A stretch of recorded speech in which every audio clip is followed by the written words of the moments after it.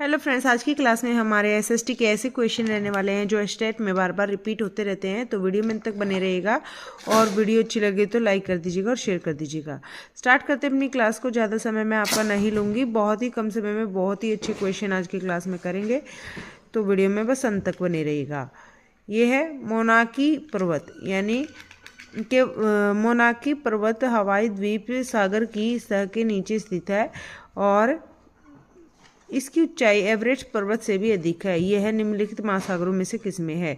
एक ऐसा हवाई द्वीप जो हमारे समुद्र के अंदर मिलता है और जिसका नाम है मोनाकी पर्वत, और इसकी ऊंचाई एवरेस्ट जो पर्वत है, सबसे ऊंचा पर्वत है विश्व का, इससे भी अधिक है। तो यह किस महासागर में स्थित है? तो यह प्रशांत महासागर में स्थित है। नेक्स्ट क्वेश्चन है, विनय पिटक एक ग्रंथ है जो अभिलेखित करता है। क्या अभिलेखित करता है?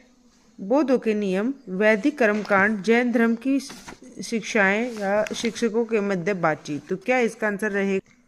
तो विनय पिटक एक ऐसा ग्रंथ है जो अभिलेखित करता है बौद्धों के नियम को। किसको?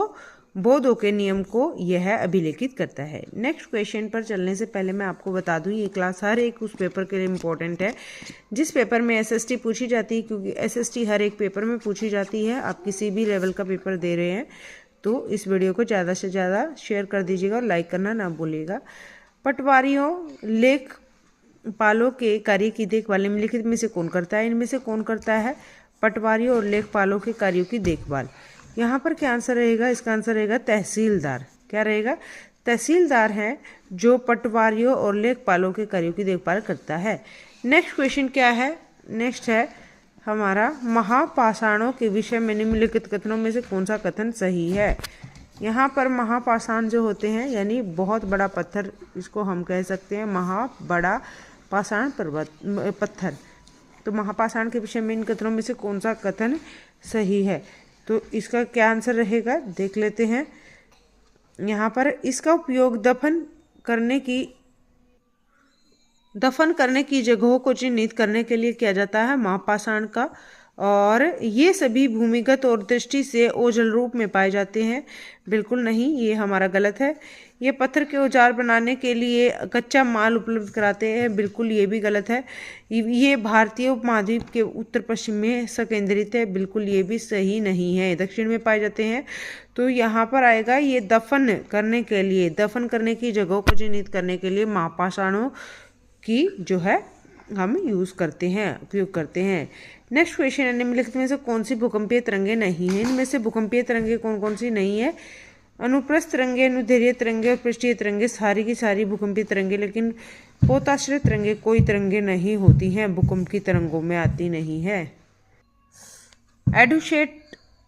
एडुसेट से क्या अभिप्राय है? तो एडुसेट से क्या अभिप्राय? ये एक मानव निर्मित भारतीय उपग्रह है।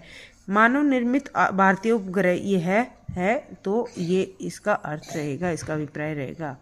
नेक्स्ट क्वेश्चन है, निम्नलिखित परिमंडलों में से किस में मानव सहित जीवित जीव पाए जाते हैं जो बहुसंख्या में भूतापन के कारण प्रभावित होते हैं? तो क्या आंसर इसका रहेगा? इसका आंसर रहेगा हमारा बी, जीवमंडल में पाए जाते हैं। मानव निर्मित जीवित जीव पाए जाते हैं जो बहुसंख्या में भूताप के कारण प्रभावित होते हैं, जीवमंडल। नेक्स्ट क्वेश्चन है, भारत का दक्कन पठार जो बेसाल्ट सेलों से बना है, निम्नलिखित में से किन सेलों से की श्रेणियों के अंतर्गत आता है? तो जो दक्कन पठार बना है वह बेसाल्ट सेलों से बना है, तो यह किस श्रेणी के अंतर्गत आता है? तो क्या इसका आंसर रहेगा? इसका आंसर रहेगा यह बहिर्भेदी आग्नेय सेलों के अंतर्गत आता है, बहिर्भेदी आग्नेय सेल। नेक्स्ट क्वेश्चन क्या है हमारा? नेक्स्ट क्वेश्चन है, निम्नलिखित स्थल रूपों में से किस में खनिज निक्षेपों की प्रचुरता पाई जाती है? खनिज निक्षेप सबसे ज़्यादा कहाँ पर पाए जाते हैं? तो इसका आंसर रहेगा पठारों में सबसे ज़्यादा खनिज पाए जाते हैं। नेक्स्ट क्वेश्चन है, लोकतंत्र में चुनाव के संबंध में निम्नलिखित दो कथनों पर विचार करना है। तो प्रतिनिधित्व, लोकतंत्र में लोग अपने प्रतिनिधियों को चुनकर अप्रत्यक्ष रूप से भाग लेते हैं और वे प्रतिनिधि पूरे देश के लिए कानून और नियम बनाते हैं। सरकारें नियमित चुनाव द्वारा बदली जा सकती हैं। तो क्या इसका आंसर रहेगा? इसका आंसर क्या रहेगा हमारा? 1 और 2 दोनों ही सही हैं। दोनों ही सही हैं। लोग जो हैं अपने आप चुनते हैं और ये बदली भी जा सकती है सरकार चुनाव के द्वारा। नेक्स्ट क्वेश्चन है, निम्नलिखित में से कौन सा मुगल चहार बाग का एक स्थान नहीं है? तो मुगल चहार बाग का एक स्थान इनमें से कौन सा नहीं है?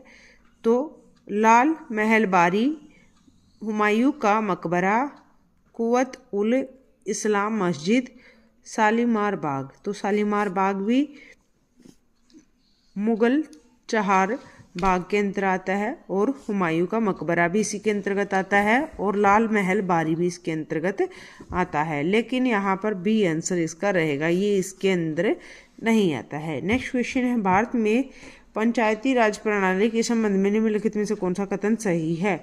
जो पंचायती राज प्रणाली के संबंध में यहाँ कौन सा कथन सही है?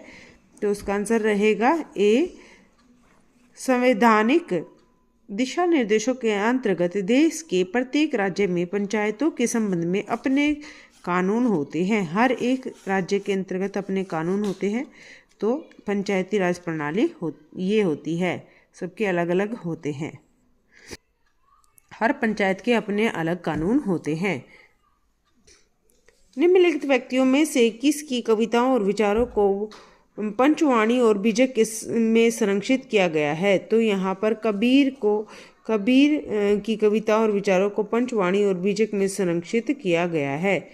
आज की क्लास में बस इतना ही। कल की क्लास में फिर मिलते हैं। Thank you so much video में अंत तक बने रहने के लिए। प्लीज़ वीडियो को शेयर कर दीजिए और कमेंट बॉक्स में कमेंट करके ज़रूर बताइएगा ये छोटी सी क्लास आपको कैसी लगी। बाय बाय, टेक केयर, शुभ रात्रि।